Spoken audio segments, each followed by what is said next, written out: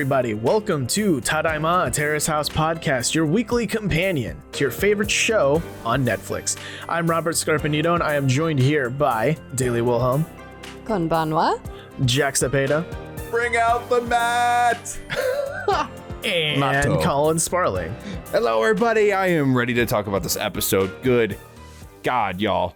Good God. I would just like to repeat again that I feel like I went something with y'all. I feel like our bond is ever tighter ever since watching. I feel like we all now have a deep, dark secret about each other. We can't reveal to the public. All remember Terrace that House one fans. time we all watched porn together? Because I do. It's not a secret because it's been out. It's on the internet. It came out two days People ago. listen to us watch porn together. It's weird. Oh man, pink film. Listen, kids. So back in my day, and by my day I mean Jack's day, they didn't have cameras everywhere to capture this shit. Yeah. So if you're an adamant follower or fan of us, you might know that we've already done a live reaction to episode 11, but you've seen episode 11. You know there's way more to dig into and way more we should have dug into. Yes, you saw it all. So we've taken some time. We've taken some breathers, some naps. We're rejuvenated. We've got our Gatorade. And we're ready to go. We're rehydrated. Rehydrated with electrolytes. Oh my God. I prefer Pocari Sweat. Thank you very much. Terrace House has been a workout, man, because with the girl fight, my abs are engaged. With this episode, Oh my gosh. certain various muscle groups, which shall remain non-determined and Jack, You wanna- identified, are engaged. Jack, You settle want to keep down. going? He's talking about his pecs, guys. It's a full body workout, is all I'm saying. Mm-hmm. Complete. It takes your full body, huh? Yeah. I need some myoplex or something. I don't know. Okay.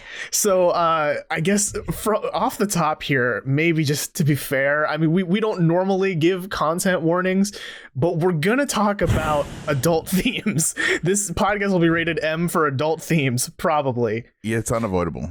Yeah, it's just we normally do that anyway, kind of, but This time it's built into the content this time. yeah. We Great finally content understand. at a filthy cost. I've got to say, iTunes review. I've got to say, I think this episode might have lost some fans of Terrace House. Yeah. Some long-standing fans were like, I'm out. Never watch this show again. Yeah, this is it's a filter episode, so to speak. I would just like to say, kids, that with this season of Terrace House in particular, we are hitting the frontier hard. We are exploring new territory. We are getting people with experiences that we've never heard of before, people with occupations we've never heard of before, and we're going to sexy places too. It seems. Sack. We're boldly going where no man has come before. Oh, stop! We did. I mean, All right. So with that, if you jump into the panel and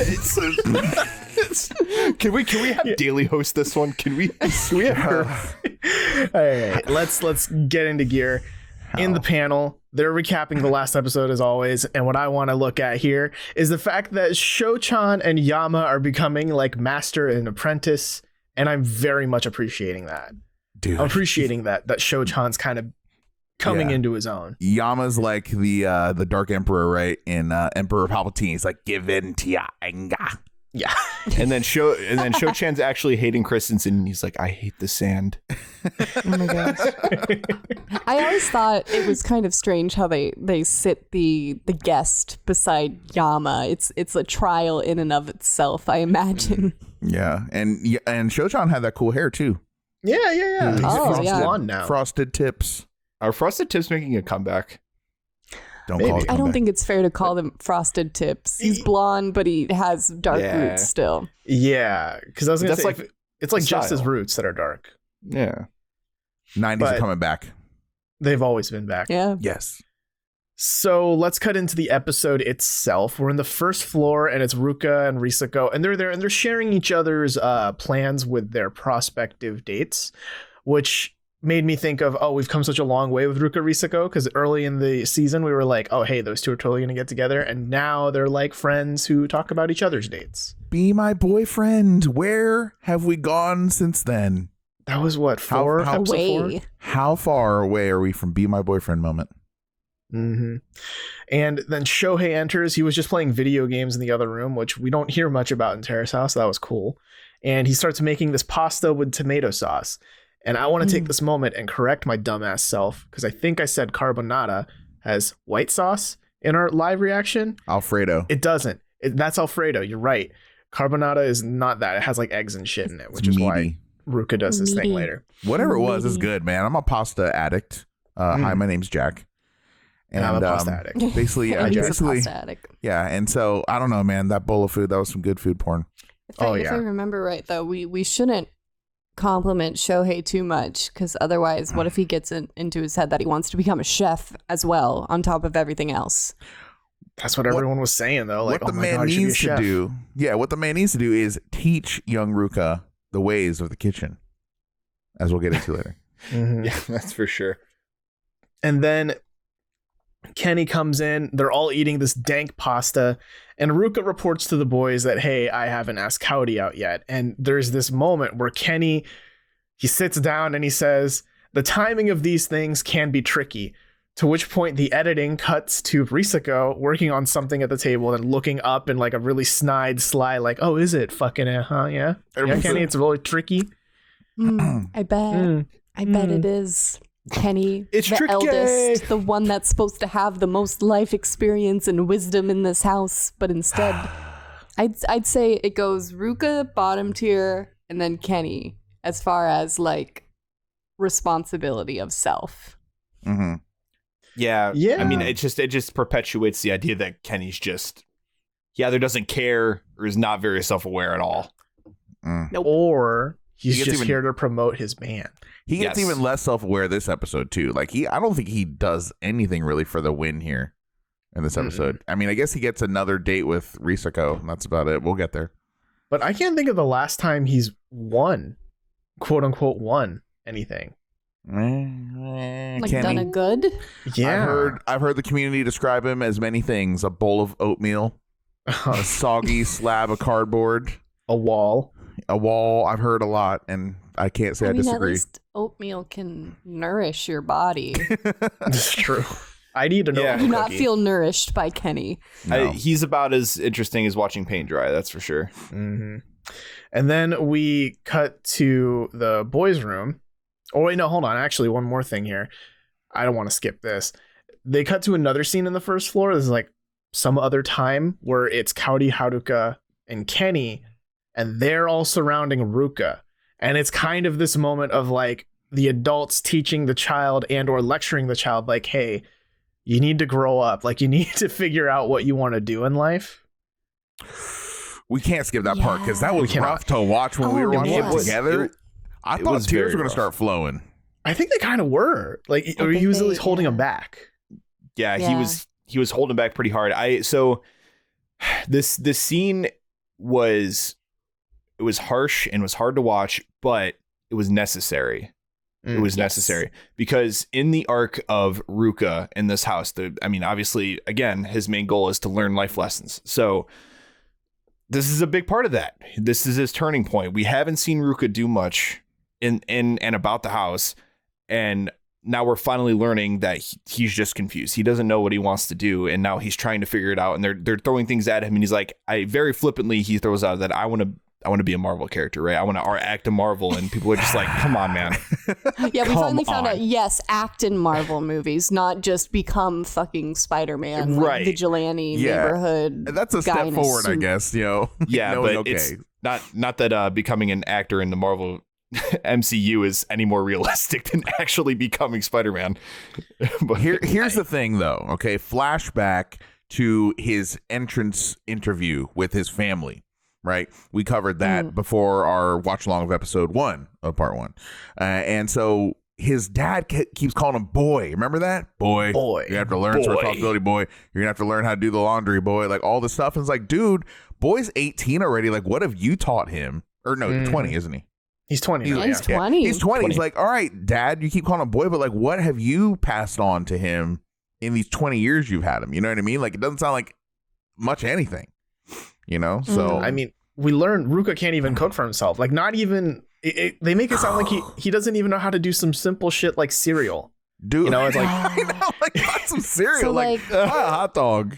I feel like this moment was as intense as it was like everyone, you know, talking to him about needing to step it up and grow up a little bit. Like, I feel like at first, like the first couple weeks in the house, everyone was just like, well, he is, you know, young. He's a little naive. And then I think now with the revelation about him wanting to act in a Marvel movie, it's like, no, he like legitimately does not know what he's doing. No wonder he doesn't feed himself unless someone is cooking. Like, The fuck honey. is that? And it's like, it was cute at first, a couple episodes back when Kaori's like, oh, I just worry about him. Like, oh, have you eaten so far? Here, have seconds. Like, that was kind of cute at that time. Yeah. Now understanding that, no, if someone doesn't fucking cook his food and cut his hot dog in little slices for him, he's not going to fucking eat anything. Like, he's just going to starve. He's just like, oh, I guess I die now because no one's doting over me every day. Like, yeah, it's kind of, and it kind of really puts perspective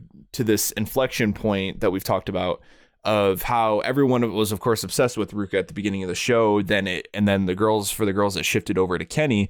And now we see why, because it has been brought to light the habits he has around the house, what he's actually like, how he behaves, because along with his boyish cuteness, he has boyish tendencies too, like small boyish tendencies. Doesn't even cook for himself. he's a small boy. Yeah, he's immature. little boy.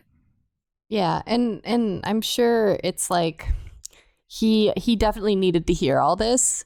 And I think maybe it was just really hard for him in that moment, because I feel like no one's really like taken, or at least what we've seen, again, the editing could be at fault here, like actually sat down with him and been like, hey, you need a dose of realism, buddy. And then for that dose of realism, which is, you know, kind of harsh, it stings a little bit, to come from his crush, Cowdy. Yes.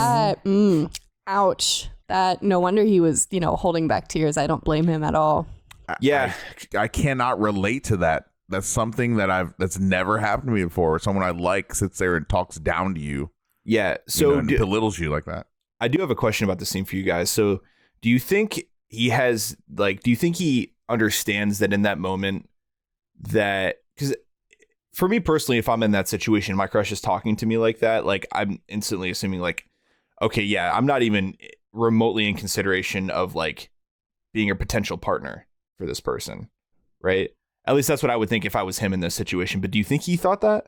Do you think he still has a chance? Or do you think that he thinks he still has a chance? Do you think he thinks he still has a chance? Yeah, I don't think he has a chance, but he definitely thinks doesn't. He does. I don't think he does either. Yeah, obviously. But you know what's sad? I mean, gosh, this is kind of jumping ahead, but I think that after he did the egg, water, pasta, broccoli, bland thing, I think he's Delicious. like, all right, well, I'm on the path to glory. Yeah. But in the beginning path, but Baby yeah, but I think, steps for baby. yeah, right. Yeah, this is definitely another Ruka-centric episode, but different from all the previous ones. I'm coming out of this hoping more positively for Ruka, because I feel like this is his turning point. This is his, like, he's had 3 different conversations where an adult talks down to him in this episode and gives him life lessons and says like, hey, stop being a fucking child. You know? Stop. I want to give him credit too, because like, what's the flip side of this? It's Yudai, right? Yeah. Yudai's completely hopeless, and he's going down a wholly different path. So like, props to Ruka for like acknowledging his shortcomings and trying to do something about it. You know, it seems a little quaint right now, but I mean, you know, I want to give him credit too. At least he's trying. But man, he's a much more immature person than I thought in the beginning. Yeah, and I was half expecting like we're going to get a scene with the way this episode was going. We were going to get a scene where he was like, we find out he's just illiterate. He just can't read. Oh no! No, we're not at that level. Learned to read yet? No, I'm only joking. But to put a more positive spin on the Ruka situation right now, I think like we said, yes, opposite of Yudai, but I think what happens in the course of this episode here will be a turning point for Ruka. At least I hope so. That's what I hope. That's the idea. Yeah, I think throw into a man after he sees the pink scene. That's for sure. Oh, shit. Nani? So so this is a tease for future content, but y'all know how we watch those translated like little bonus clips. another terrace. Apparently, Ruka helped Shohei rehearse for his scene. We haven't seen that very yet. pink scene. We haven't seen that yet. We can't tell you anything about it, but we know it's a thing. And yes, of course, we're going to talk about it eventually. And it's translated in English? Costco subs. We don't know. Shout out to Costco subs. Did Costco subs do it? Yes, they did. Okay, but good. this is actually a good segue into the next scene, because here's the thing. The Ruka talk is going to be sporadic this episode because there's so many moments over the next hour. We're going to talk about Ruka 100%. Sprinkle. But this next scene here, it's the boys' room. Kenny and Shohei. Kenny is sitting there. Kenny walks in. He's drunk. He's hungover. Shohei is sitting there reading over his script, and we get to see the name of his pink film, and it's called Virgin Concerto, and it makes me so happy. Oh yeah, I was like, bring out the virgins. Virgin Concerto. Wow. It's such a choice name. God, that sounds like it would be a movement by Beethoven. Virgin Concerto. I love it. It's just so. It sounds like a fan fiction. I think I've read that fanfic, honestly. Are you sure you didn't write it? Do not talk about my dark past on this cast. Sounds like one of those like hentai games where you click stuff and it does stuff. Virgin Where it clicks stuff and it does I was stuff. Say, tell us more, Jack, about hentai please. games. I know nothing of these games that you speak. Okay. But yeah, after that, basically, Shohei gives Kenny the lowdown of like, hey, you know that date you had with Risako that night? You could have and should have done something, because the moment was right. She was expecting it. You were obviously expecting it and then didn't. So just fucking So do what the something. heck, dude? Do something. I had nerd rage here. It's like Kenny, like he seemed shocked. Like, really? She was expecting me to kiss her? It wouldn't have been the wrong time? Like, dude. He's playing dumb. He's playing he has to be dumb. playing dumb. I can't There's believe no fucking it. way. I can't believe it. I don't know. There's no way he's what, 30, 32, 31? 32 31 now. Okay. 30. Because he had his birthday. 32. So 32. 30s. It doesn't 32. matter. 30s. Yeah. And you're telling me he didn't pick up on that? There's no fucking way. He's just dumb. There's just no way. I want to like put out a total like conspiracy theory in that, like, you know, they set the mood up on the roof really well. It was really cute. They had candles, they had snacks, they had red wine, they had the hammocks so that they were sitting right next to each other. Excuse you, hammock. They had night views. My theory is that he picked a movie that he either really, really wanted to see or one that was like really cerebral and he had to really focus on. And so he was just so engrossed in the movie the entire time that he could not keep up with the hypothetical questions that Risako was throwing at him or the vibes that she was throwing at him. What if it was just like a completely unrelated, non-romantic, like it was just like the Lord of the Rings? Well, that's or what I'm saying. Interstellar. I got the vibe that he just wanted to watch Spicy Soul videos. But here's his own alternate. videos. He's just staring into his own eyes like, oh yeah. Look at me in this shot. Look at my hair in this scene. Isn't that cool? Yeah. Okay. And he's hoping the camera's going to watch it too, so that way we see it. But alternate take, what if he set all that up because he wanted to show Risako one of his favorite movies ever? Let's call it Lady Bird.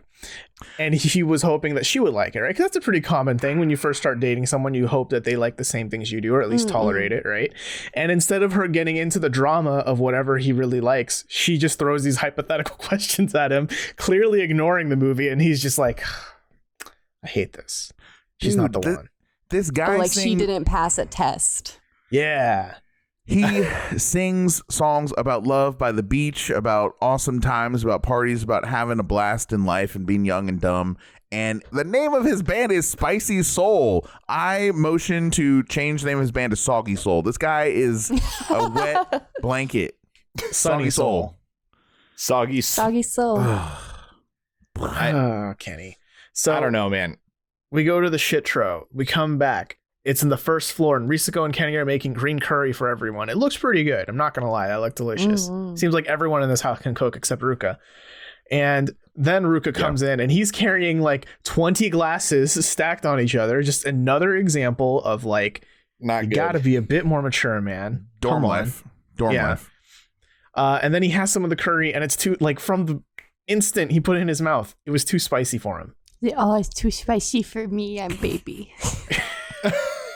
There's flavor on my food. Yeah, it's like, dude. I would just like to picture if Ruka could speak English, that's what he would sound like. Oh, Maybe. no.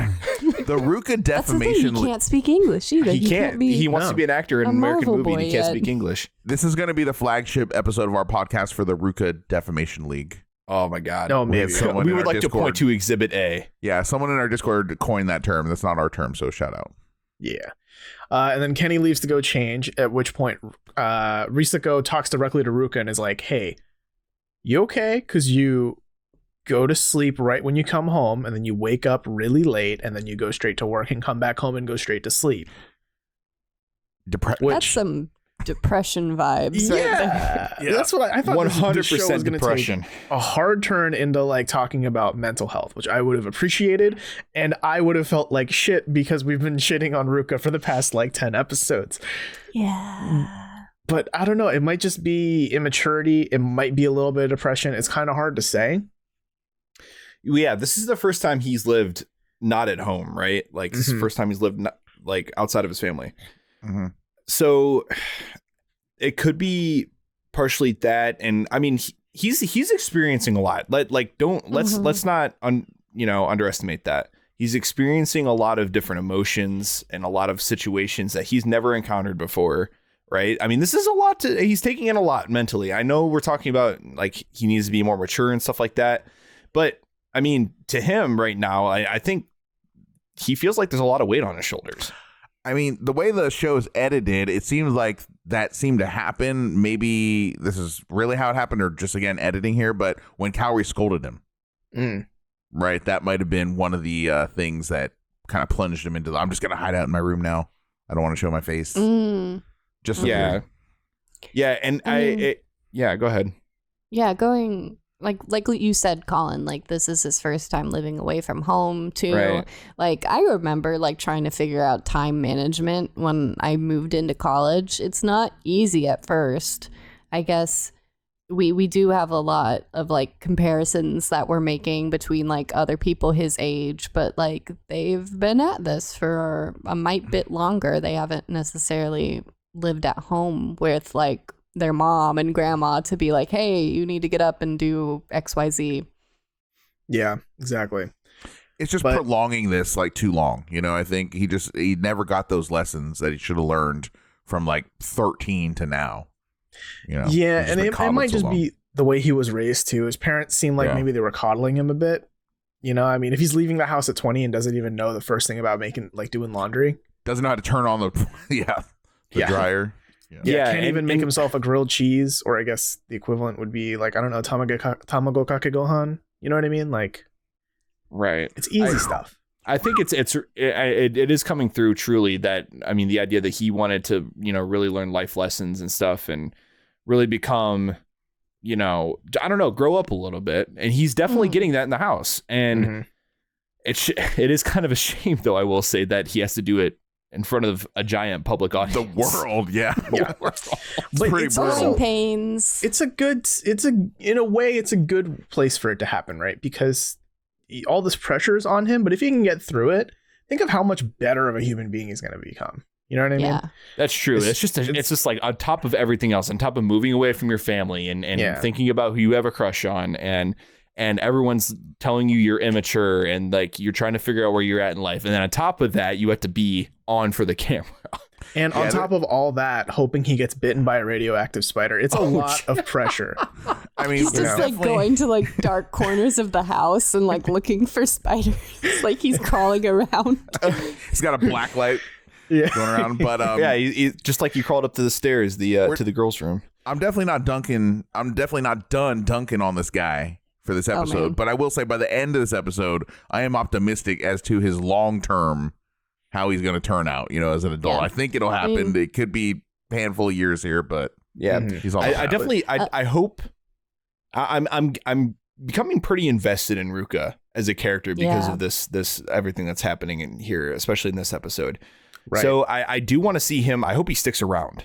You know what I mean? I hope we don't get a Yudai situation where he feels pressured, right? And he feels uncomfortable, so he decides to leave. I hope we don't get that.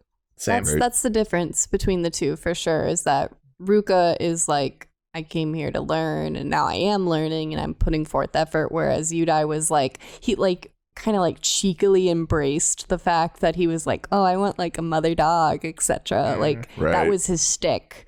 Whereas Ruka's like, no, this isn't who I want to be. Right. I want to grow up.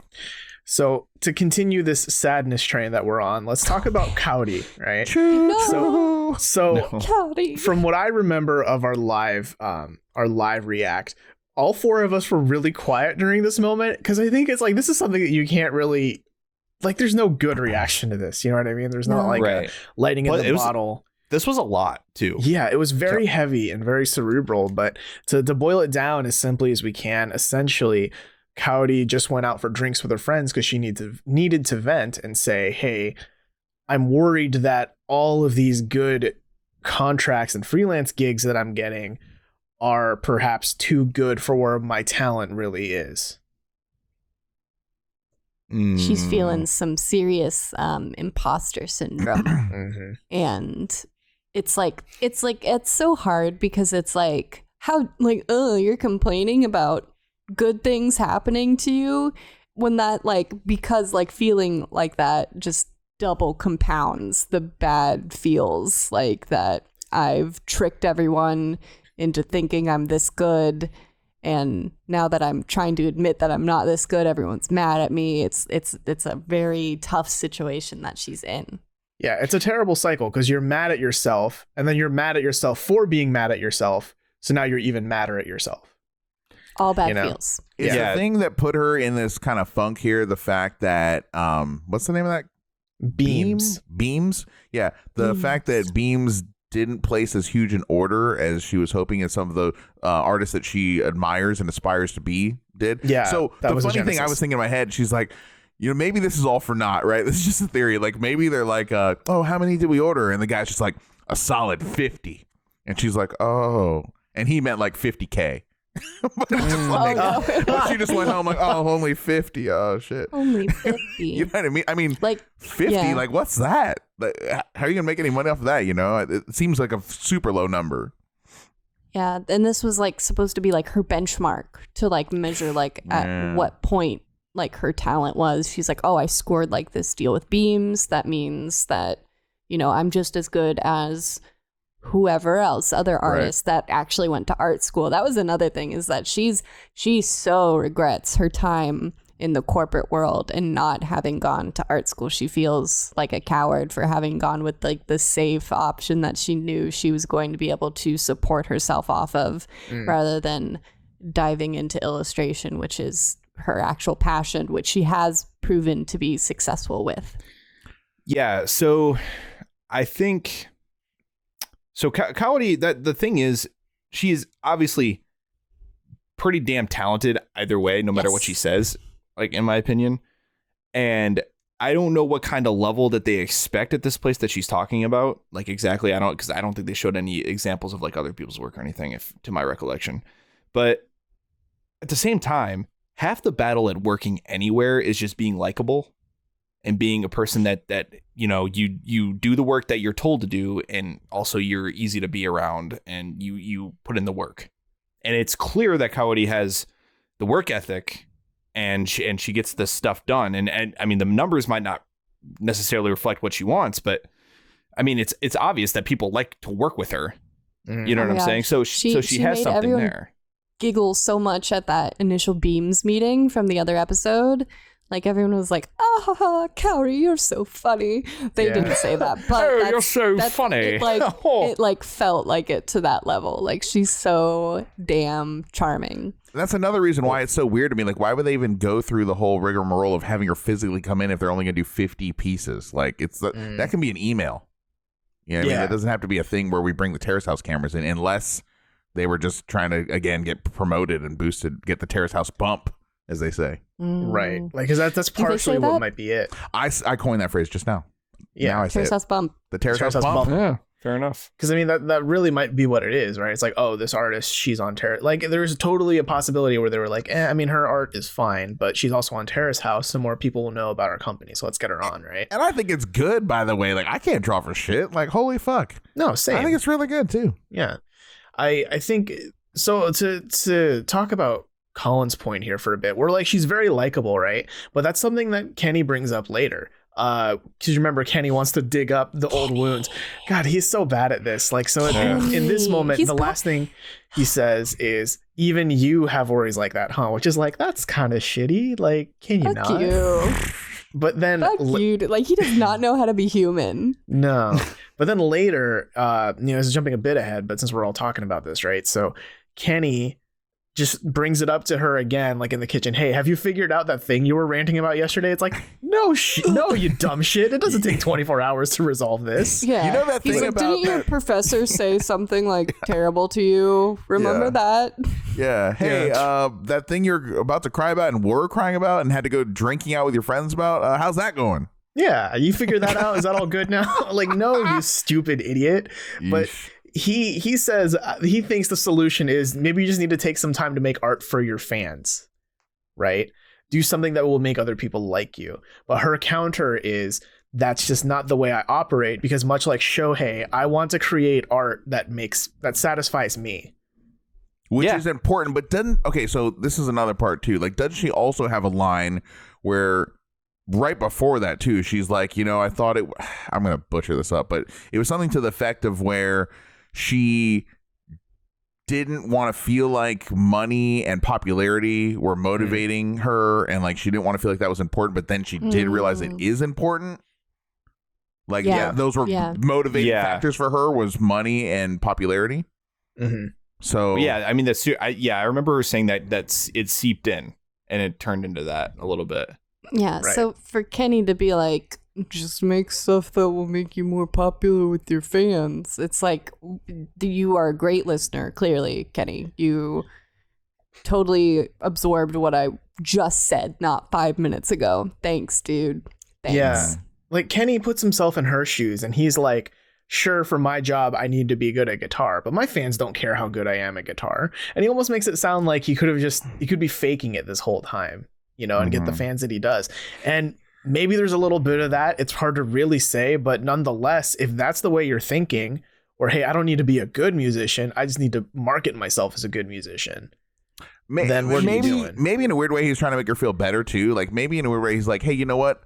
Like, you're a total package kind of thing. It's not, people love your art, but they love you as well. And they're not going to like spank you or punish you if your art isn't the most technically superior art out there, because Foxco is a brand. And that brand is what they like, not necessarily, wow, look how straight that jacket button looks or some shit. Yeah, I will say, great if he said that. Right. Yeah, I mean, I could see that point too, because being on Terrace House, I mean, you're marketing yourself 100%, right? So there certainly is that angle of it. And so while I understand, I think the way Kenny went about it was harsh. He does have a point, but it wasn't the correct one in this situation. I mean, basically the way that he handled it, he's basically, Cowdy tells Kenny that in a way, she's like, I broke up with my boyfriend. And then the next day he was like, hey, so like, how you told me you broke up with your boyfriend? You over him yet? It's basically how we handle it. Yeah. It's like, bro, too soon. Yeah. I don't know. Yeah. Like, in the long run, though, what I like about this is that this is something that I think has shaken Cowdy to her core, right? Like, this is definitely a quarter life crisis level thing. But at the same time, I have more than enough confidence in her where I'm like, she's going to get through this one way or another. She's going to change as a person, probably. But I don't worry about her in the same way that I worry, like, once Ruka leaves the house, will he be okay? You know what I mean? Yeah. I mean, this whole thread here just rings really, really, really strongly for me, because I relate to this so much. I mean, I waited till way later in life to even go to school because I was chasing the dream, right? Thinking I was going to be a musician, and got to tour and got to be signed to an indie label and and just be an idiot the whole time. And I never went to school. I realized, like, wow, I never set foot in a college classroom, and I'm kind of broke. But this is kind of a fun life. But it only lasts so long. You can only like live paycheck to paycheck so long. And then I came to like an inflection point. Like, what do I do? And I was about her age at that time when I had to have that moment. And I was like, well, I'm going to actually do the quote unquote adult thing, drop my dreams, so to speak, and put everything into my education and invest in myself and like go to college and like crush it there. And, you know, because I didn't have that much money, so I need as many scholarships as possible. But I really treated it like a full-time job, you know, like I'm going to fuck it. I don't care if I look like a nerd. I'm going to try and get a 4.0 if I possibly can, you know, and do my best. And so did that, and it ended up paying off. You know, now I do have like one of those stable jobs where I don't have to live paycheck to paycheck anymore. I don't really need for anything anymore. And yeah, it is like, some people might look at that as like a bummer, but to me, it's like, hey, I've lived kind of both sides of the coin. Like I've lived off ramen for years and years and years. And now it's not like that anymore. And I kind of feel a little bit naive. And that's kind of what she brings up here too. She's like, it is a little naive to think that you shouldn't do something because it'll make you money or it'll make you popular or both too. And so I don't know, just this whole thing is just really like resonant to me right now. It's like, it brings me back to that time in my life where I had to make that that literally life-changing decision. And and now that I'm on the other side of it, I'm so glad I did it. You know, I'm so glad. Yeah, and she's gonna get through this. Yeah, she'll get through it. And much like you in your situation, Jack, I think the first step is understanding that you may or may not have a problem, right? I mean, she has the foresight to at least understand that like there's some aspect of her life that may not be making her happy. And so she definitely has the time, she definitely has the resources to change that. If that's what she wants to do. Yeah, so I think she's going to do well. Yeah. We cut to the panel from here, and they all dunk on Kenny. They all immediately recognize, like, hey, Kenny did a dumb thing that probably made Cowdy feel worse. But then it was Yama who pointed it out first that, like, Kenny did a bad thing. So now we're seeing glimpses of married Yama. This is married Yama. They were all like, whoa, that was kind of sensitive of you. You called him out too. Yeah. She was like, wait, you can't have changed overnight. Has this been you the whole time? And you're just now showing it? Yama's a changed man. Who knew? The married life. Then we cut to the pool. First time. That's like the first scene, I think, that we're in the pool. Well, no, they're not in the pool. But they're near the pool. I feel like everyone's scared to like actually get in the pool. It's so dang deep. You could die. Why are we? Die. We're now 11 episodes in. Nary a pool scene. It's been cold. Nary. It's been cold. Damn it. Yeah, they're just now getting into summer, I think, in this episode, right? Yeah. All right. Yeah. I want it soon. Let's go. Same. But they're in the pool area, and they cook some okonomiyaki. This is all Shohei's idea, which, like, to me solidifies he is the chef of this season right now, and I'm loving it. So let me ask real quick about that. Hi. Is that it look like bacon and eggs? Okay. And so some weird shit? Okonomiyaki is cabbage pancake essentially. It but it's savory. There's like a savory sauce on it. The bacon was an added twist. That's not in your traditional okonomiyaki, but like it can be added. You can add in stuff. It's like you just put everything in and then put the batter, and that fuses it together. And then you put a bunch of sauce on it and mayonnaise, and it's like, I'm a fan of savory pancakes. It's very good. Oh, yeah. And Shohei was making it, so you know it was damn good. Even though he looked like he was about to fall into the pool, I was worried for him. Same. Yeah, they were dangerously close to the edge of the pool. Yeah. I was like, yeah, this okonomiyaki about to fly into the pool right now? It might. About to have some floating The okonomiyaki? okonomiyaki incident. Oh, no. That sounds like a murder. The okonomiyaki incident. Yeah, it totally does. But it's also in the scene where Cowdy tells Shohei that Ruka is too immature for me. Like, it's not just that he's younger, but he doesn't know the first step to like doing anything. He doesn't know when to take a leap. He doesn't know when, like, what job he wants, what's his goal in life, etc.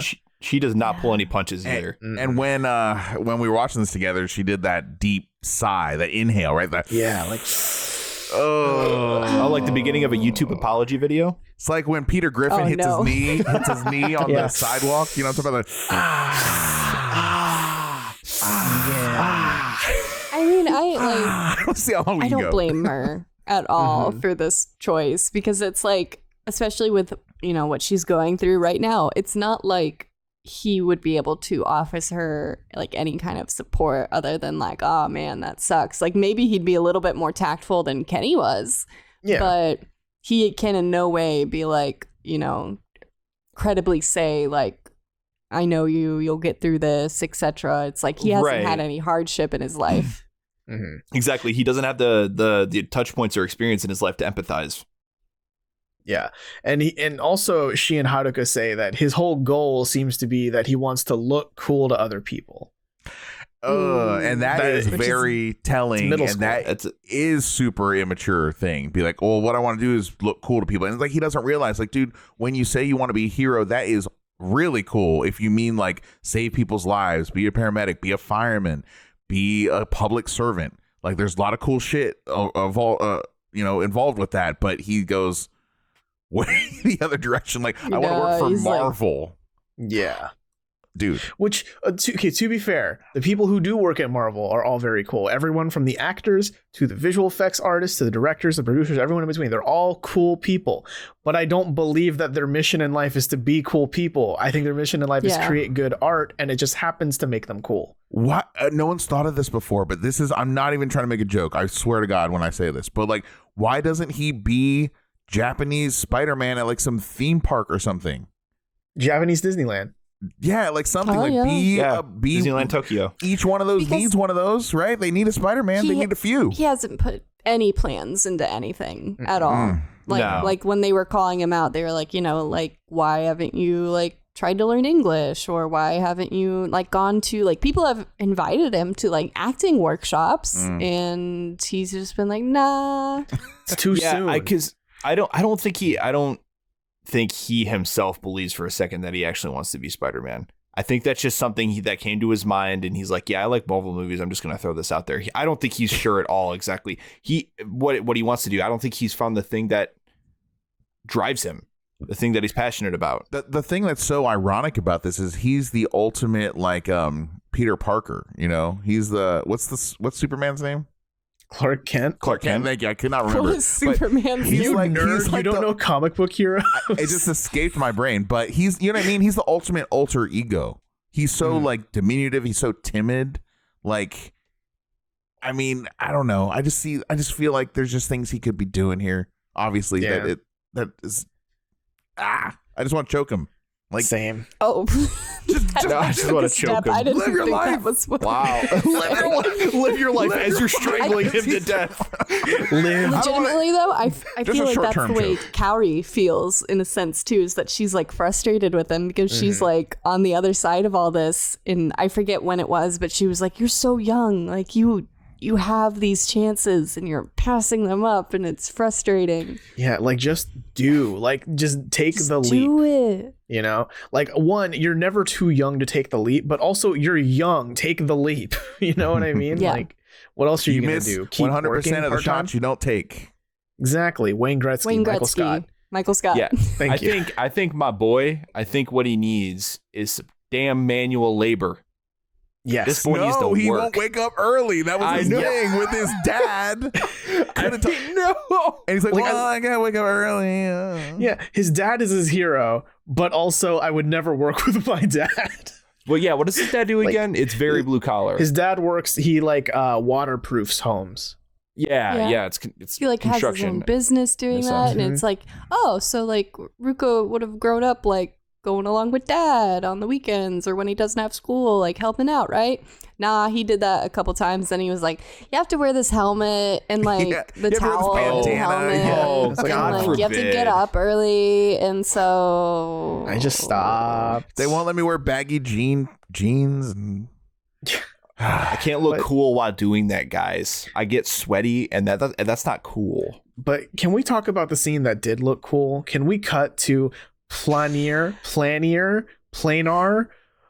in Waseda, Tokyo, in this what I assume is a hotel, probably. Yikes. With a shower. Where we see Shohei in a robe and like 30 people around him clapping like, welcome, we're gonna watch you fuck, welcome. It was just like the first thing you see is this bed smack in the center of the room. There's like no room for anyone to stand except on the very edges of the bed. And I was like, and when he came in the not towel, but when he came in the robe, I was like, how much are we seeing of him today? And then we found out. Dude, this is so much further than Skinamax ever went. This is like legit porn. Yeah, like, I mean this as literally as I can. We see everything but his twig. I mean, we see the berries. A little bit of berries, possibly. I mean, we see the berries. The thing is funny is he's playing the student, the younger student. Yep, younger employee. Is it employee? Okay, it's employee. But he's the young one in the scene, and yes, he's a young employee in the movie Virgin Concerto. Oh, Jesus God. So my boy Shohei, they got him all makeuped up. Like he doesn't even look like hardly the same person. It's caked on. Yeah, It was real caked on. And just the acting, the way they had it scripted, it was real weird. I don't know. It was super awkward. Everything. It was not like a standard like, hey, someone ordered a sausage pizza kind of thing. It was like they were like in the bath, like not like in water at all. There wasn't like she was still in her underwear. He was totally naked. He like really awkwardly turned around on the stool he was sitting on, like very clearly not trying to flash his dick. And he was like just looking at her so awkwardly, like, do you understand? You have to acknowledge. You have to acknowledge your desires. I want to sleep with you. Do you understand? Do you understand? I want to sleep with you. I know you'll understand me now. And she was like, yeah, like the most enthusiastic nod. Hi. And then like when they embraced, it looked like he was going to cry. Yeah. Dude, it was so awkward. And you cannot tell me we didn't see his sack. You cannot tell me that. She it was says, just hanging. You like feeling good, don't you? And I'm like, what is happening? And Shohei does a nod, but it's kind of just like his head goes down and doesn't come back up for a good 2 seconds. It's really weird. It's so bizarre, dude. I want the context of the rest of the film, maybe. Like, what if this is just about two really awkward virgins in a concerto? That's all you need to know. In a concerto. And that I didn't think it was going to go as far as it did in terms of like, and then they start making out, and I was like, okay, when are they going to say cut? And it's like, no, he starts sucking on them titties. Yes, thank you, Robert. I wasn't sure if I would say it. Daly to say it, Robert. You just ruined it. All right, no one will ever hear me say that on recording. Say what? He was just like, I'm going to take the whole fucking titty. Just the whole titty. Look, I'm not one. Okay, I get a little blue sometimes, but like legit, you could jerk it to this scene. Like it was that explicit. Like, you know what I mean? Damn. I couldn't do that to my boy Shohei. No, I couldn't either. But I'm just saying, like, it's explicit enough where there's enough nudity there where someone was like, unzip. You know what I mean? Here's the thing. Okay, people that saw this in Japan, did they show this on TV in prime time in Japan? Was this a Netflix exclusive scene? Like, I was shocked because I can't think of any time, at least on the episodes of Terrace House in North America, nothing like this, right? Nothing even close. Even the Santa Noah makeout sesh. Nothing like this. I don't know. We thought that was steamy. And so it's just like, I'm shocked. Like, what are the, like, you know, the Federal Communications Board or whatever, like, standards and practices? What do they got to say about this? I'm curious. I want to know. Because like, I was not expecting anything like this. I never got into Terrace House for this. No, I'm not saying it's bad. I'm just like, I was legitimately shocked when she took off her robe and we saw like top titties nudity. Yeah. We saw full nudity. we saw some titties. I wondered that. I mean, obviously, we would. I don't think we would ever see that between like if this was like two housemates and it was an actual real relationship sort of thing. I think the only reason why they got away with what they did was within this context of it being a pink film / softcore porn, whatever it was. Okay, I'm gonna do it now. This is my whole beef with this whole episode. Okay, this scene is so crazy that I was like, what the fuck is the panel gonna say about this? Tick, tick, tick, tick, tick, tick, tick. Wait, the episode ends. Doesn't even fucking acknowledge it. It's not even a fucking thing. Like, what the hell? Of all the things in Terrace House that the panel, you know, Baba, Tokui, you, Tori-chan, Sho-chan, Yama, none of y'all got nothing to say about this?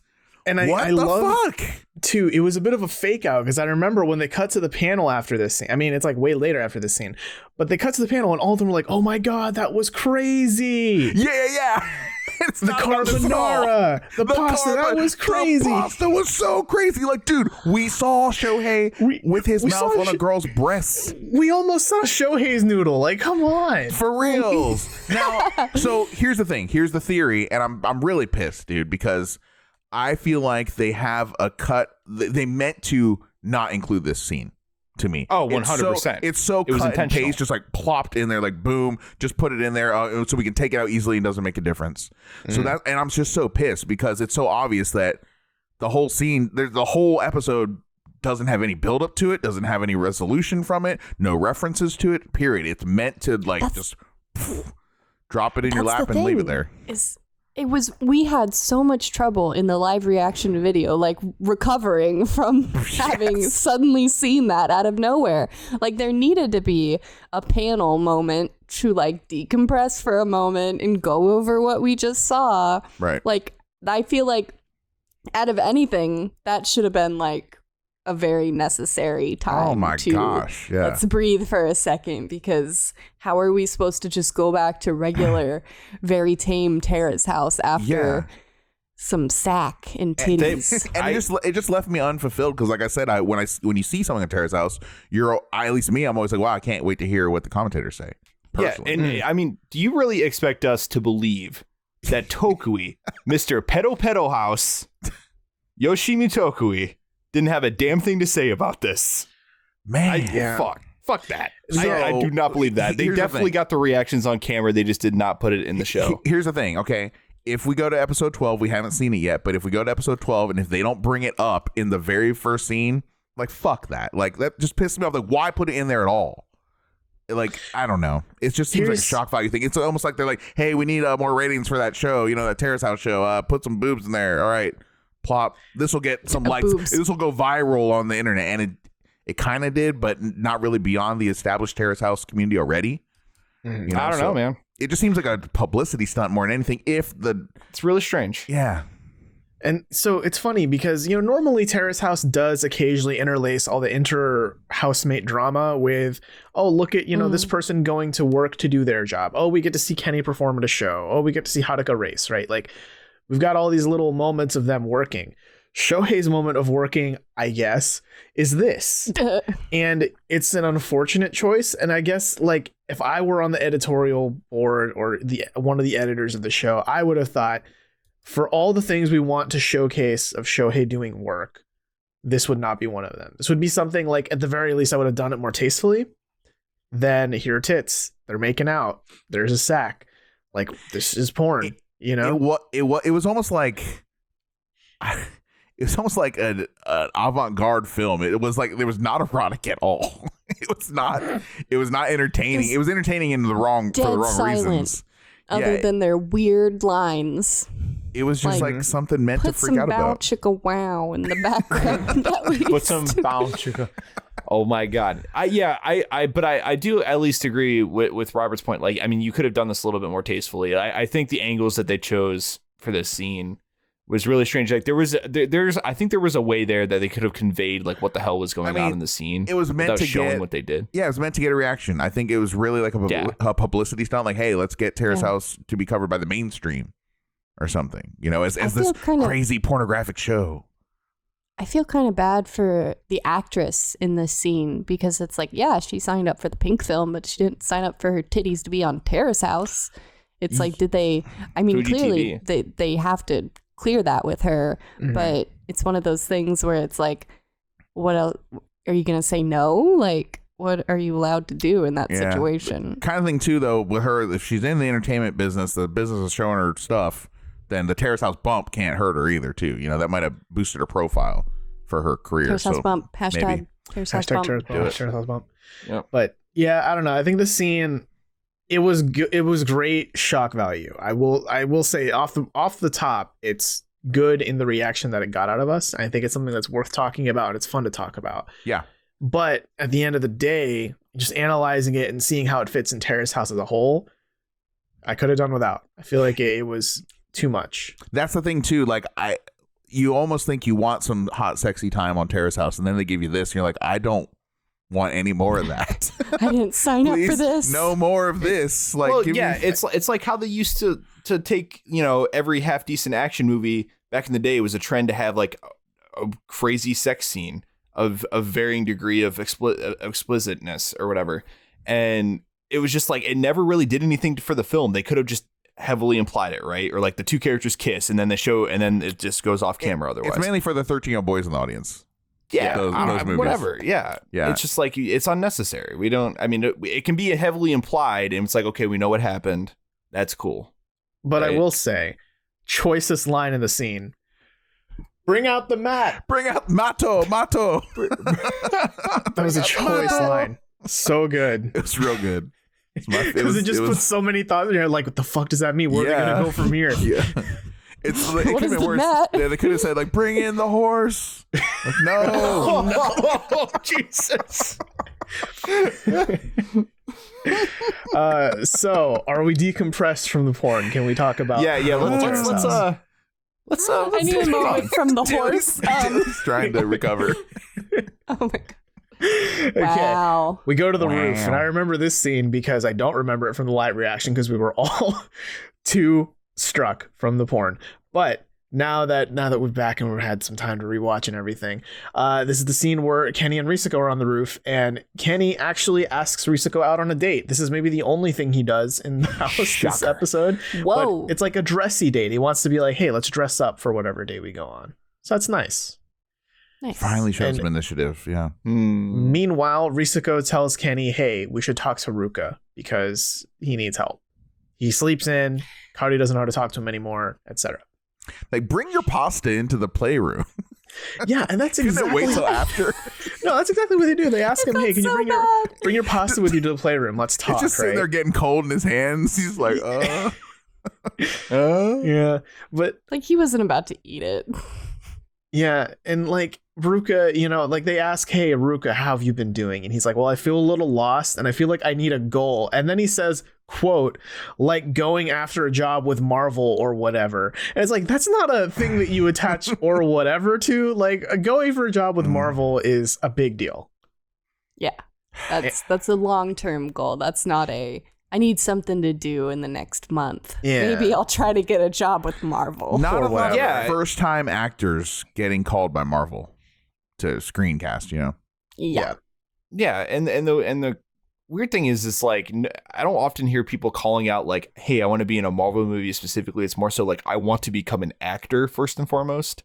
Yeah. Yeah. Yeah, it's, You know what I'm it's a saying? narrow scope. Yeah.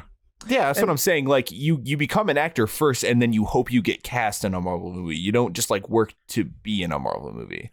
Right, but this isn't to say that he has no chance. I mean, look at Lauren Tsai, right? Like, Jack, I know you don't like Lauren, but from her time on Terrace House and all the other stuff she does, making Marvel comic covers and all that, she's actually in a Marvel TV show.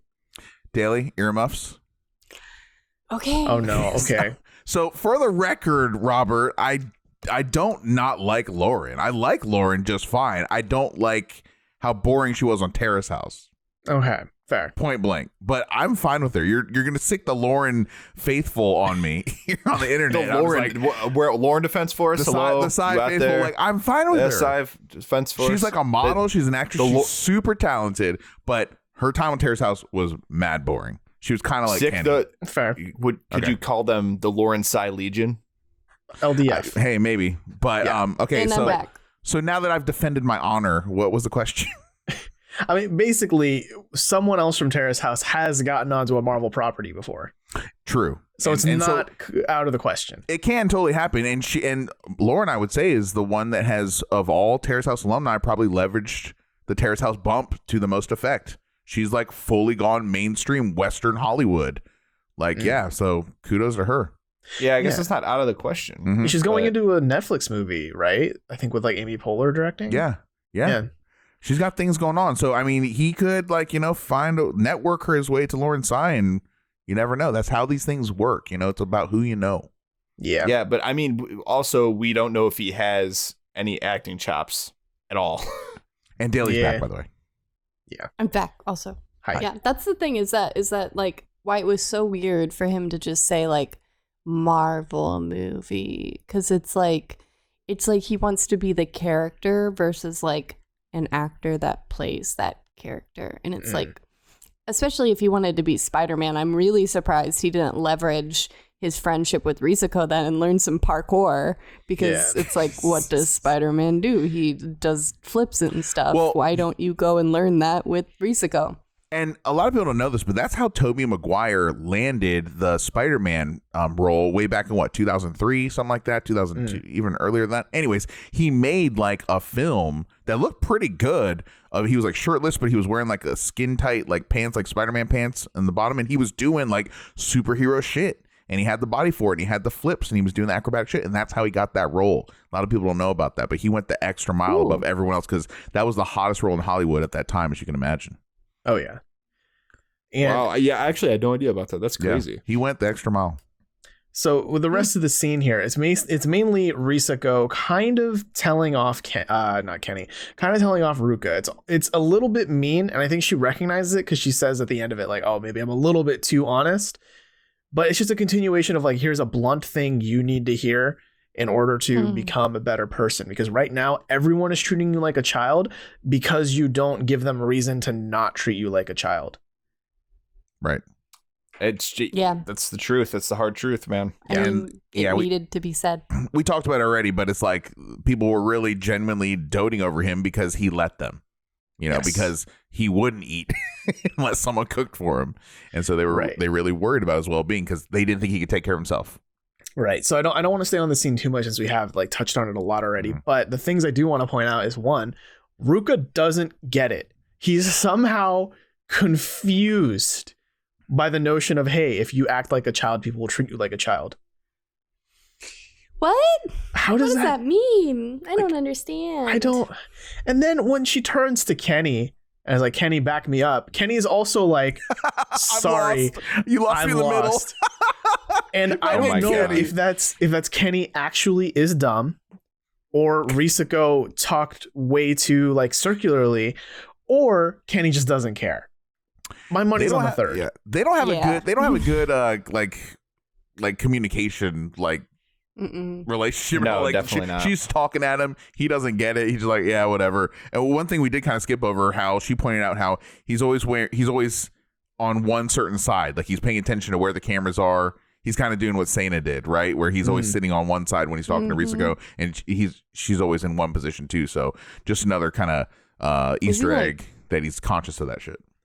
Is he like thinking so much about like being on film and how he's coming across that he literally can't like keep up with what's happening in front of him? I kind of think so. There's a lot of evidence, I think, mounting that we mentioned earlier in a couple episodes back that he's in analysis paralysis. He's just constantly got other things on his mind. It's hard for him to like really participate in some of these conversations. Like, what are you thinking about? Thinking about your Instagram stream? Is he just overly conscious of his image and what's happening with the camera? You called him out too for wearing his band shirts too much, which this is just the prevailing stoking the theme. Flames of that theory that he's just there for self-promotion. And just the rest of the panelists even go as far as to say the other housemates have probably noticed by now. Like that's all his goal is. And that pasta got cold, man. That pasta got cold. It did, just like Ruka's heart. But on the next day, we're in the first floor and it's Shohei and Ruka, and Shohei's like, oh, hey, we're getting a porch, I guess. Also, it's really hard for me to look Shohei in the eyes. Just side note. It's just hard to look at him now. Like it's like we know this dark secret now. It's like it's us and Shohei and then everyone else in the house. Yeah, because it never gets acknowledged. So they're gonna watch this episode. That's what I can't get over. They're gonna watch this episode at some point. They're all gonna see it. That's what I want to wonder. That's what I'm wondering about. Is there a cut out there where people just it's completely gone? Is that only for certain markets? Who knows? I mean, I wonder if it was only in the American cut. I mean, probably not. But definitely in the European cut. Come on. Yeah. But I'm just curious here. Like, it was so clearly a modular scene in this episode. Like, it just. God, it was some shit. But nonetheless, back to Ruka, because this isn't about Shohei anymore or scrotum. No. Ruka goes outside to check out the porch, and we all fucking love this. It was Kojima-san, Hisato Kojima-san from Kamakura Locomart and Garden. This guy's it was awesome. so nice to see him again. Oh, And what a badass this guy is. Yeah, I love this guy. Badass. He like is. it Yes. wouldn't have been So- a season in Tokyo without him. I want Yes, to and- be a pirate just so he can be the captain of my pirate ship. So I'm gonna say that like this scene is like almost 100% staged. Yes. Oh, like yeah. you know what I'm saying? Like it Definitely. had staged written all over it to me. The house needs something. Porch. Okay, bring that guy. Yeah. Yeah. And so like the fact that he was there and Ruka just so happens to go out there, and I was literally like, you know, they're saying like, oh my God, he's there. And I'm like, oh, they should hire him. He should go work for Kamakura and do some manual labor. And I was super excited because I thought he was going to have Ruka come out and work for him. And then we learned Ruka is just like, nah, I don't want to get up early.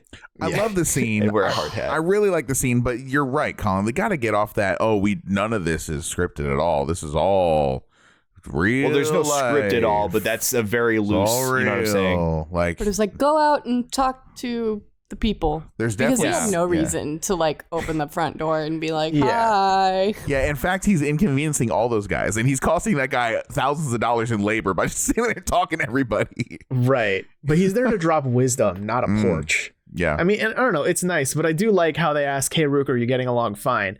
And he kind of dumps his soul out of it. He's like, yeah, everyone keeps seeing me as a child, and people say I rely too much on other people. And it's like, that sucks. But all Kojima says in response is, man, isn't this boy good looking? I bet you're popular with everyone, aren't you, champ? And it felt like, you know, talking to a kindergartner, like, oh, I bet you're really popular with the girls, huh, buddy? Oh, gee whiz, pops. Yeah. But I don't know. At least Ruka realizes that he's like, you know, hey, that's not what it's all about, though. You know, and Kojima drops this wisdom of everyone is always on this perpetual journey to Wow. find out who they are. Even when you think you found it out, you're still on that journey because everyone is soul searching constantly. Take Essentially. notes. This dude, Mm. God, this dude is I'm starting to feel like he's awesome, but it's almost like he's formulated to be awesome, like he's a plan. Yeah. Like, He's not even a construction contractor of any kind. He's an actor. I don't know, man. I mean, look at him. drop He's got some that wisdom. smile. He's got that really, you know, smile. Their good-looking smile. That's just like, this, wow. I feel like I can trust this man. Back with all the scenes with him and Armand, he was exactly the same. So I think the dude's come across genuine here. I think Oh, he's yeah, same. legit. Yeah, Just yeah. super No, cool I definitely guy. think the scene itself was set up. I mean, obviously it wasn't scripted, but it was definitely set up. Yeah. Yeah. They're like, man, I we don't- need someone to beat the man into Ruka here. Who do we got in the backlog? Okay, we got this guy. Yeah, I mean, I really do wonder if people down the line in this house might interact with Kojima more, or if someone might be the next Armand and pick up the torch and work at Kamakura. Who knows? That'd be kind of cool to see. Because to my understanding, someone in Boys and Girls Next Door also worked at Kamakura. So it's kind of like they passed the torch on to Armand. Nice. Yeah. So What if he's Hideo Kojima's long lost older brother? I doubt it, but that would be funny. You got any more Kojima related jokes, Colin? Nope, just that one. I was saving it. We need one for every episode. So can we get to the scene that this episode was named after? Oh boy. This So- is a scene, let me brace man. myself real quick. Ugh. I mean, Ruka takes his fate into his own hands. the only thing the scene's missing is him picking up an onion and smelling it. Yeah, it's very close though. Yeah, Oh man. it damn near So is.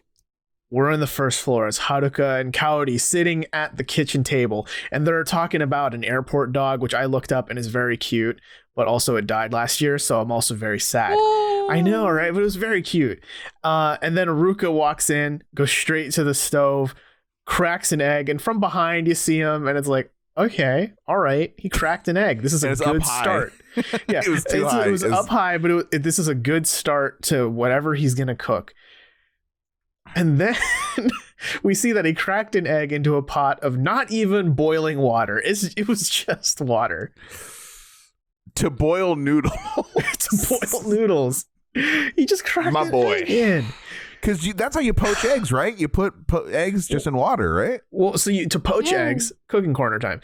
To poach eggs, you have boiling water, and then you create a whirlpool using like a ladle or something, and then you crack the egg in the middle of the whirlpool. Okay. Fun So fact. it all stays together. Yeah, and then it all stays like a little And, ball. like, our boy, he was like, you know what I just imagine what was happening in his head was like, okay, I know how to make pasta, but you should add stuff to that. Let's do some broccoli. Let's do some egg. I like those things. That's fun. I like. That's totally valid way to approach it. But then what you do is you turn away from the kitchen, go to Google and look up, what can I make with these ingredients? Right. Let's look up a recipe. Instead, he was like, I'm just going to do it on the fly. I'm just going to put stuff together. What's the worst that could happen? And that's the thing, my boy spends half of his free time with his nose in Instagram on his phone, and he can't figure out how to Google a recipe. Like, where did he get the idea to even do this? He like Daly said, like, did he just walk into the kitchen and like see what was like, you know, within hand's reach and just throw it in the pot? Look, Like, all I'm saying that's what is, it seems like. Like, I'm a home cook-ish. I've never made carbonara because it's a little bit like intensive, and you know, I guess I'm more used to making tomato and cream-based sauces. But carbonara is like, it ain't easy. It shouldn't be the first pasta you make, because you have to like get the eggs temped right and whisk in the cheese at the right time to get a good consistency plain for the ass sauce. spaghetti and meat. Yeah, just Try do that like first. just get some like jarred pasta sauce, like jarred tomato-based meat sauce.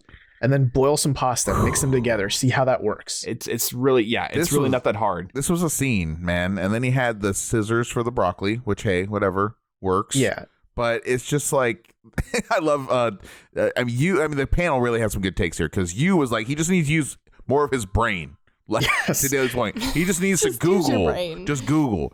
And then Tokui was like, I love this line too. He's like, I wonder what he thought when he saw the egg go down the drain with the water. Oh my god!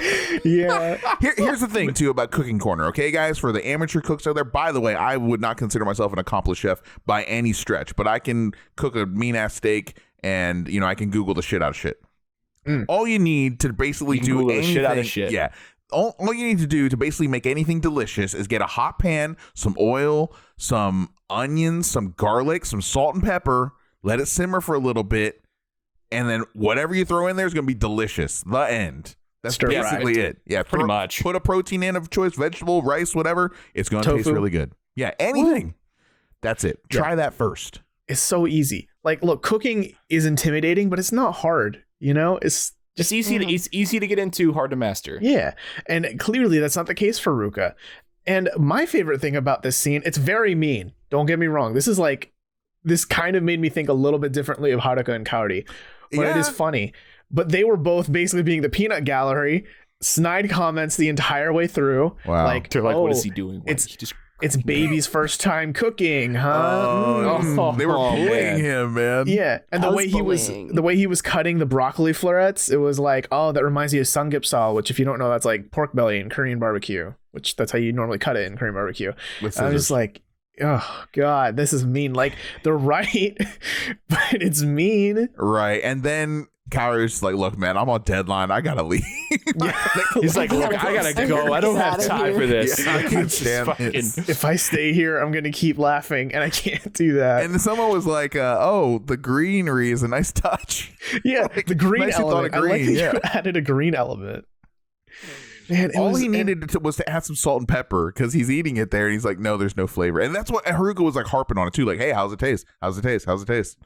Like, just let the man eat his bland shit. Actually, though, the first thing she asks before she asks if it's good, she asks, is it undercooked? She immediately assumes it's not even right.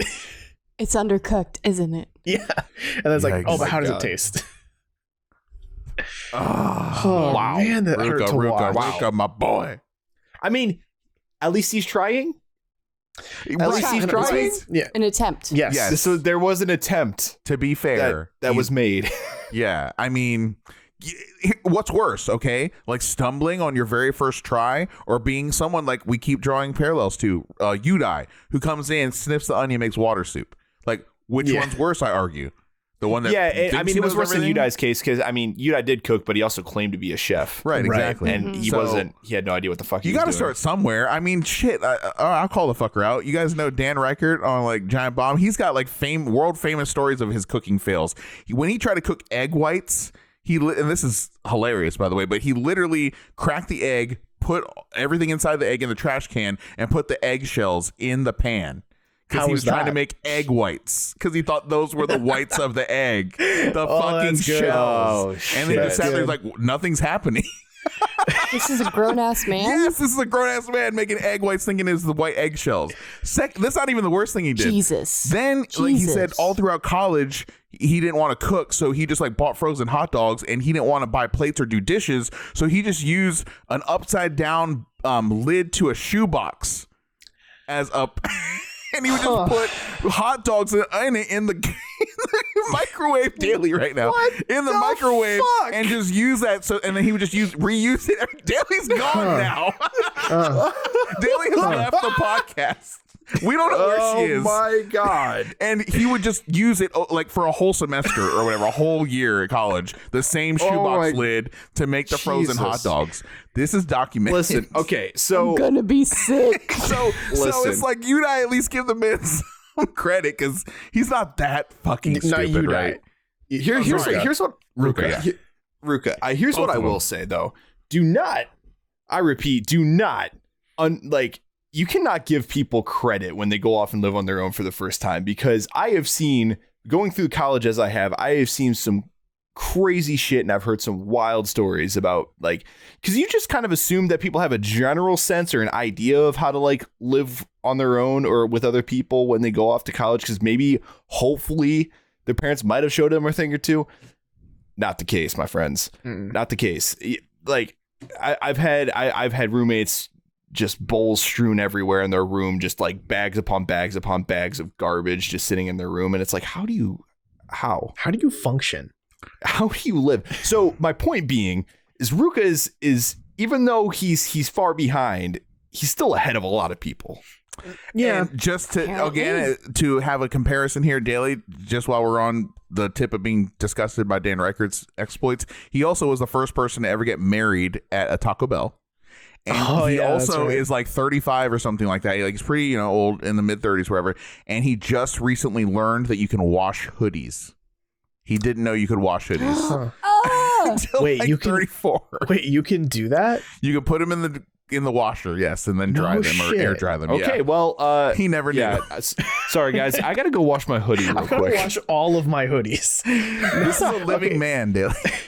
So I'm dead. To bring it back, You killed me. I'm dead. to Terrace House, I think both parties are at fault here in that Kaori and Haruka, I think we're being a little too mean for baby's first time cooking, right?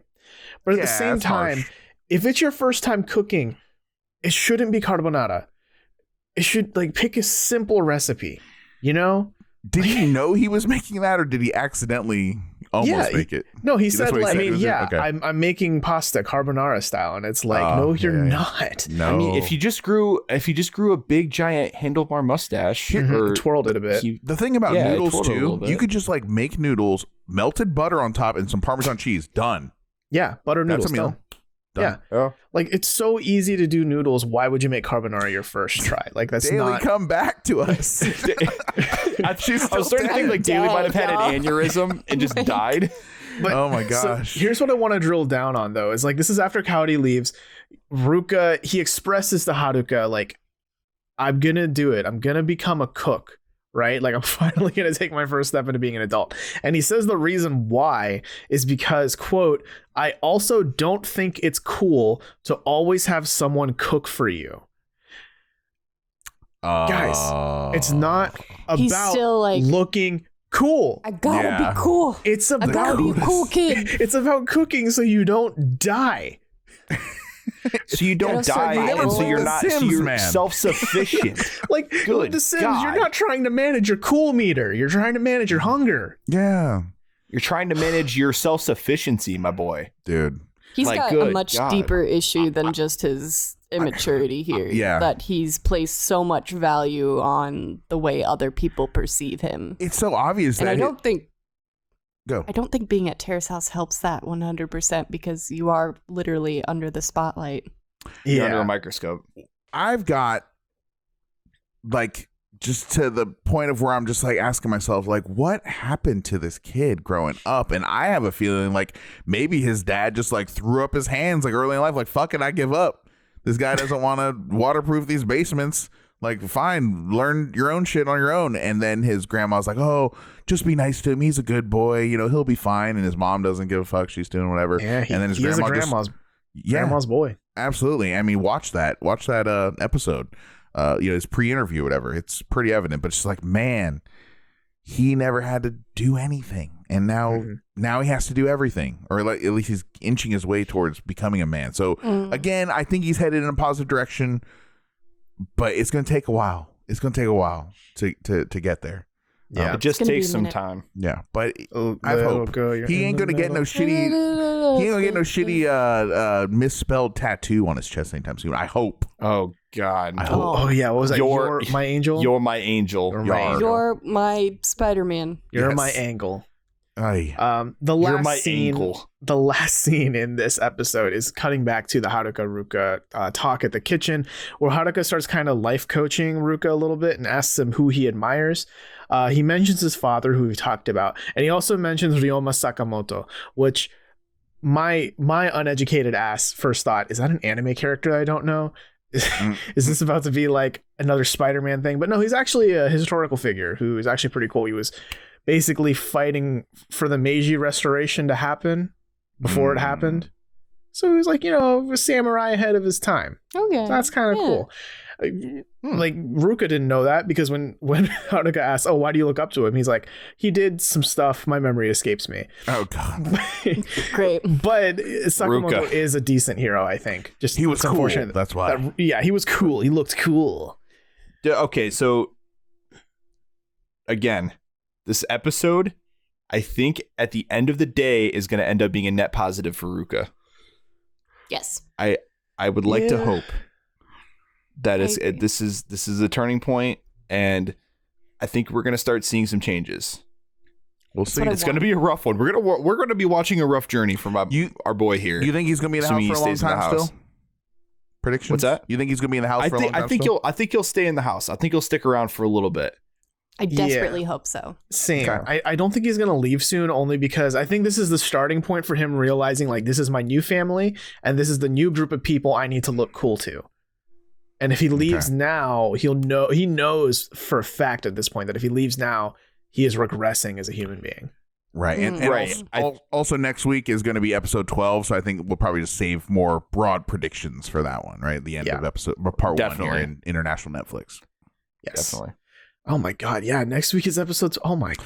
It's guys. Last episode of the part, y'all. Guys, I can't believe we're already here. It seems like blink of an eye. We just started. It's really been 3 months. I remember, man. What? Yeah. It's weird. Yeah. It's almost been a year doing the show, like we said last week, too. Yeah. Yeah, we're pretty much at the year mark, y'all. We gotta figure it out. But I say this is a good time to bring this episode to a close. This is a pretty long one that we did. It needed it. This was the legendary episode 11. There was a lot of crazy, awesome, terrible, scarring shit that happened. Literally, Terrace House will never be the same. This is a historical episode. Like, this episode, I think, justifies the TVMA. I'm willing to bet if this wasn't in the cut, they wouldn't have rated this TVMA. No. Or actually, no, they might have. Because I think every episode is just TVMA. Yeah, because I mean, there are bath scenes and shit too, like in general in Terrace House. Imagine like a family or something that's like, hey, we're gonna get together and watch Terrace. Yikes! I know. Oh, no. Japan's #1 reality show. Let's watch it. Daddy, why is he naked? Maybe. I mean, the thing too about it is that, I mean, this is a big deal to us because we're from America and you just don't see this shit. Like, maybe other places in the world is like, whatever. I mean, you go to Europe. Male nudity. Yeah, in Europe, you could see boobs on a shampoo commercial.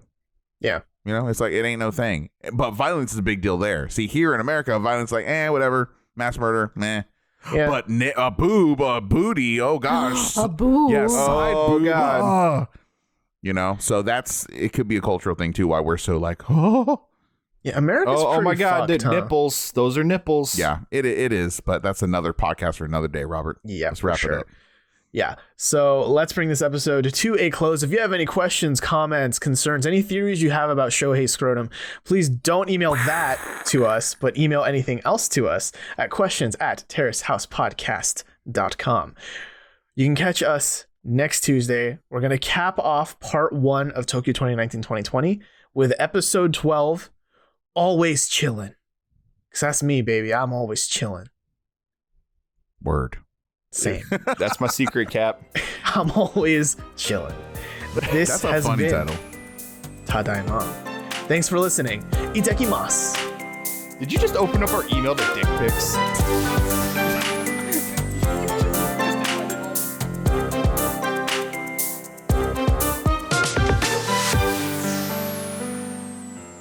Follow us on Instagram at Tadaimagram, on Twitter at TadaimaPod, and check out our YouTube channel, Facebook group, and brand new Discord server, all linked in the show notes.